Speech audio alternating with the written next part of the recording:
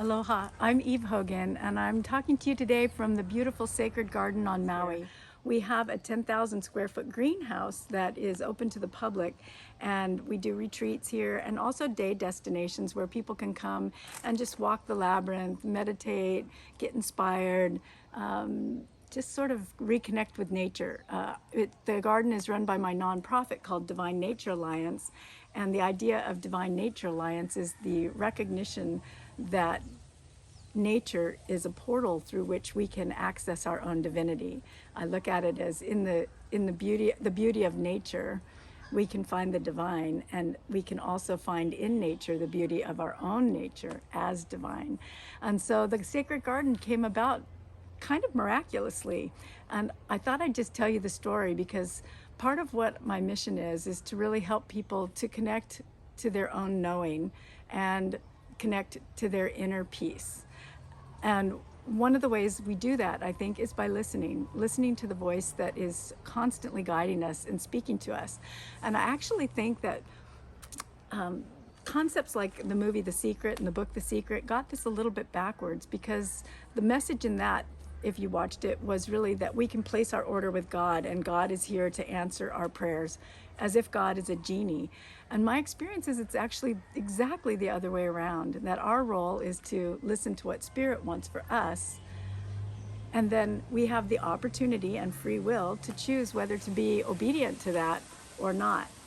And so for me, when we bought this property, we bought it with a 10,000 square foot completely rundown greenhouse with the roof blowing off, and all the benches that had originally been an orchid farm were dead orchids, if anything at all, and underneath the benches were live weeds. So it had a lot of weeds growing in it, but nothing of value. And it was creepy in here. So I'd be in this greenhouse, and I would get chicken skin, as we call it in Hawaii, like the chills. And I'd actually have to bring my husband in here with me when I came, because I was so sensitive to the energy in here. And it turns out that a couple previous to us, had been caught smuggling heroin in the bottom of the orchids, and then they got caught, and this energy in here got really dark, both figuratively and literally. So it was literally dark because the roof was covered with moss and it had shade cloth, and it was figuratively dark because this energy had collected here. And after living on this property for a while, I've come to believe that it is an energy vortex that is neither positive or negative, but it's actually an amplifying vortex. So whatever you come to the property with, it amplifies. And the people previous had been doing bad things, dealing drugs, and that energy or the vortex spun in a certain direction that called all this dark energy in. And then when we moved here with a good purpose of spiritual intent and self-realization, the energy seems to have shifted direction, and it's pulling in all these great things. And so the energy here just mega shifted, but it wasn't instantaneous. So when I first got involved, I thought, what are we going to do with this greenhouse? And my husband wanted to tear it down, and I didn't want to tear it down. And I just couldn't imagine what we would do with all of this debris and all of this. This is just 10,000 square feet of debris. So I couldn't figure out what we would do with all of that. And I brought in a nurseryman who wanted to have his own nursery, and he started bringing in plants in, and it started bringing it back to life, which was great. But he was only here on the weekends, and so people would drive up this windy road to get to this place, and then they would find it not open or very little things here. And so I started to see that it was going to be another failed business, and I just didn't know what to do. And so I thought, well, I'll get somebody else to come in and help. I'll sublet part of it to somebody else. And every time I made a motion to bring somebody else in, I would hear this voice say, no, you need to do it. And I would argue and say, no, I'm not going to do that. I don't do gardens. And I would hear this voice say, get in the garden. I go, no, no, no, no. I'm a speaker. I'm an author. I'm a relationships educator. I do labyrinth walks. I write books. I give this list. I perform weddings, as if the voice didn't know who I was or what I did. And I'd hear, get in the garden. And I kept resisting and resisting and resisting. And then finally, I heard, your name is Eve, get in the garden. And so I finally surrendered, and said, okay, okay. And as soon as I surrendered, and literally I call it being open to the guidance, the minute I became open to the guidance, magical things started happening and pieces fell into place, and just amazing what's happened. And now, 16 years later, the Sacred Garden has become an amazing destination on Maui where people come from all over the world to walk the labyrinth. And we have some rescue animals. We have a cockatoo named Rocky that's making that lovely noise. And we have Shanti, our parrot, that's making the other lovely noise. So we have a lot of creatures here at the garden, and a lot of things that we do here that are super remarkable, and I can't imagine that I even resisted following that guidance. So today I'm going to talk to you a little bit more about following guidance and really looking inside to discover where your own peace is and where your own guidance is. And I will share with you also some beautiful images from the Sacred Garden so you can see what's developed.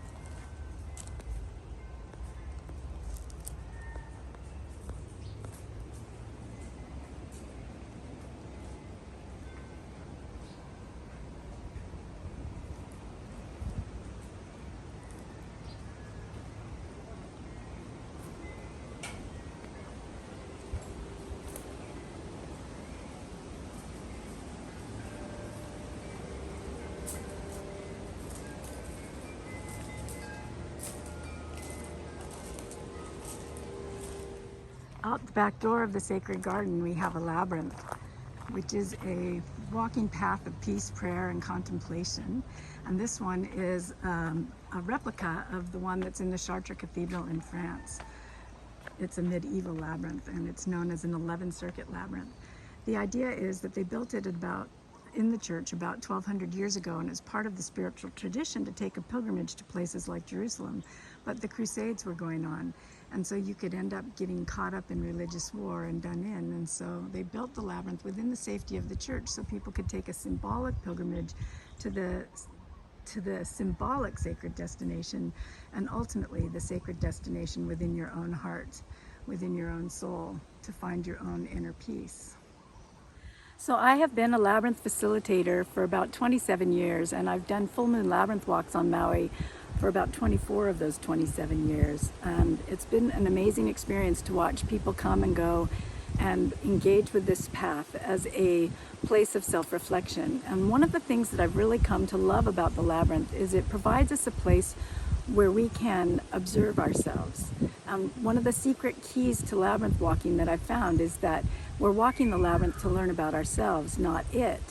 And that everything we experience on the labyrinth is symbolic or metaphoric of what we're being invited to look at in our own lives, in our own selves, to see if it's working for us and see if it's supporting us or not. So one of the questions I really invite people to explore as they walk the labyrinth is, did I come here to this labyrinth walk to practice this, whatever this is? Did I come here to the labyrinth walk to practice my impatience? Did I come here to the labyrinth walk to practice being judgmental or full of self-doubt? Did I come here for that? And what we might find is that we're actually already good at that, and that's not a practice that we really need to do. So we have then the opportunity to say, well, if that's not what I'm here on this labyrinth to practice, what is it that I do want to practice? What if I practiced compassion? What if I practiced forgiveness? What if I practiced self-confidence, or trusting that the path will lead me where I need to go regardless of whether I believe it or not? What if I practiced allowing and accepting of others?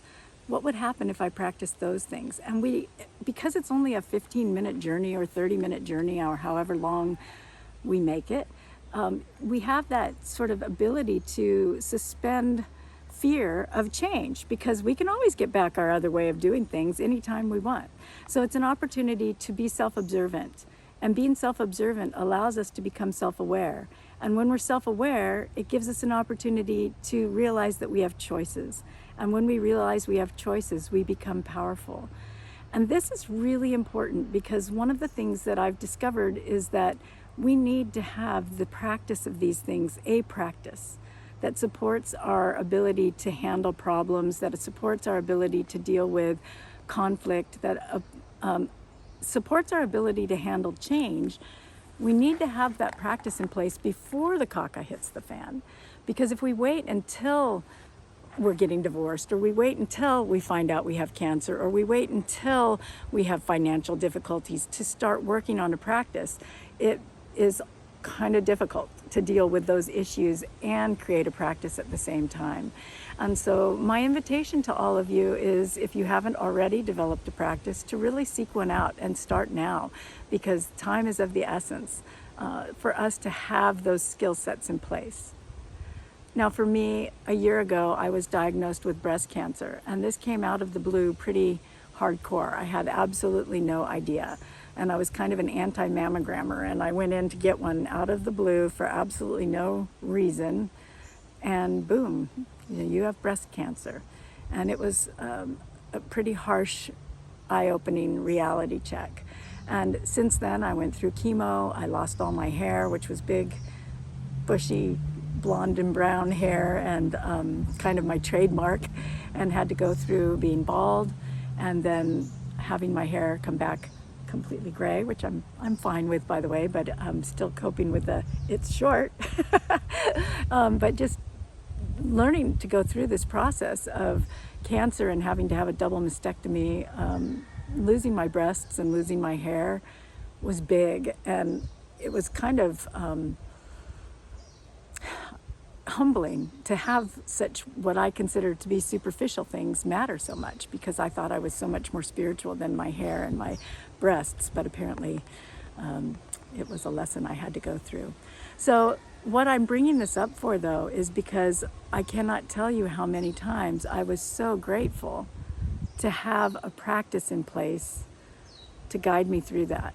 A practice that allowed me to be self-observant, to say, wait a minute, do I want to go through this with grief, or do I want to go through this with gratitude? Do I want to go through this, with fear, or do I want to go through this with strength? And recognizing that self-observation allowed me self-awareness, which let me realize that I had choices, and those choices made me powerful. And so I invite you really deeply to develop a practice if you don't have one.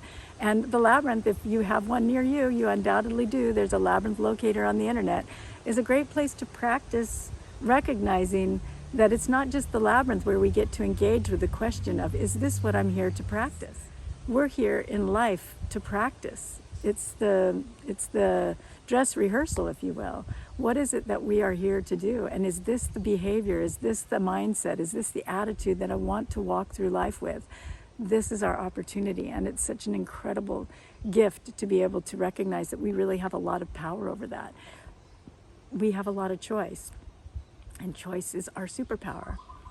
So I invite you to engage in whatever your practice is with renewed vehemence, whether it's meditation or journaling or labyrinth walking or exercise or whatever it may be. I invite you to really embrace it, and then maybe even dissect it, to ask yourself, what are the skills that I'm gaining from this practice so that I can bring it into my real life with me. I wanted to share with you a metaphor that the Labyrinth offered me in support while I was going through the cancer journey.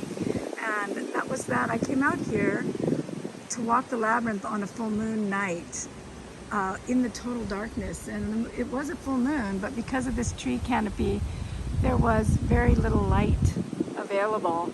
And I was walking the Labyrinth, and it didn't take long for me to realize I absolutely could not see where the path was going or where it was taking me. all I could really see was the next step and the next step and the next step. And when I reached an obstacle, a line, a barrier, a wall, I knew I needed to turn and adjust my journey. I needed to take a new step, a new step, a new step. And that's how I got through the labyrinth that night. And it's also how I got through the cancer process. I could not tell whether chemo was going to hurt me or help me or heal me. I couldn't tell what was going to happen with the cancer. All I could do was take my next step and my next step and my next step. At one point in the healing process, the doctors completely changed the plan, and I was really upset, thinking it was bad news. And my girlfriend who works at the hospital said, "Eve, it's simply a turn in the path. It's simply a turn in the path." And all of a sudden, that metaphor just caused me to feel completely safe in that choice, and knowing that it wasn't a bad thing or a good thing. It was simply a change in course. This room is called the Mother Shrine at the Sacred Garden, and it was designed to honor God in the form of the feminine. We're so pummeled with God as a patriarchy, as religion as a patriarchy, and there are so many amazing, beautiful spiritual women that have preceded us throughout history, and lovely bodhisattvas and goddesses who can guide us as role models for the feminine experience as spiritual beings. So this room is really devoted to allowing that energy to infuse us and for us to infuse that energy. In an attempt to leave you with a nugget to go forth from here, I want to invite you to recognize that that journey of finding inner peace and that opportunity to be self-observant and to realize that we are making choices in every given moment of every day, in how we show up, in what we think, in what we choose to believe, and how we act on our beliefs. That awareness is what can transform our relationships, not only with our loved ones, but also with ourselves. And that this concept of being lonely or alone in the world is really not a function of whether we're with another person. It's really a function of whether we know ourselves and have access to our own divine nature. It's absolutely possible for you to sit in this room with 100 other people and feel loneliness, even though there's someone sitting 6 feet away from you. It's absolutely possible to feel loneliness. It's absolutely possible to feel loneliness in a marriage. They actually did a study of 1,000 single people and asked them what their biggest complaint was, and they said loneliness. And then they did the same survey of 1,000 married people and asked them what their biggest complaint was, and they also said loneliness. So loneliness is not a state of being in a relationship or being in proximity to other people. It's a state of how we show up authentically in relationship with ourselves and with others as we're there. And that's hugely about the conversation we're having with ourselves and the story we're telling ourselves on the inside, even more so than what's happening on the outside. When we know our value, when we know our worth, and when we know the value and the worth of those around us, we connect on an energetic plane that even transcends a 6-foot apart barrier. We feel connected. It's a powerful process. If we do not know our own value and we don't recognize the value of others, we feel isolated and in a bubble, and it doesn't matter if the other person is 3 milliseconds away, that's not a word, millimeters away from us. It won't matter because we'll still feel lonely. And so I share this with you as an invitation to be observant and notice what the story you're telling yourself is as you engage with people, whether here at this weekend or in your personal life, and see if you can find a new story that taps into your true essence. I call this accessing your soul solutions for relationships. I know you can do it. You may have already been doing it, but I invite you to really consciously and mindfully find that path that leads to you, and you will find the path that leads to love and connection as well.